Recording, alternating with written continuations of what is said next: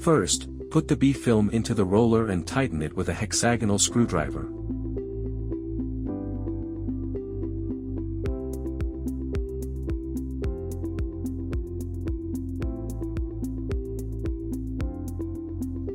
And correctly clamp the installed roller in the groove.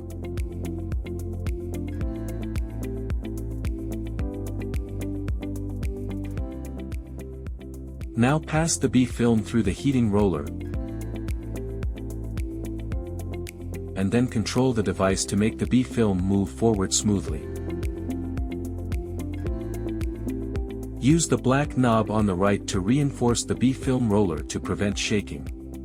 Then pass the A film placed on the suction platform from the back of the device to fit the B film. Control the device to feed the paper so that the B film drives the A film with glue through the heating roller. Clamp the heating roller and the B film by rotating the internal gear knob on the right side of the printer. Please note that the two films need to be bonded flat without bubbles during the process. If bubbles are generated, manual adjustment is required. Now the UV film is installed.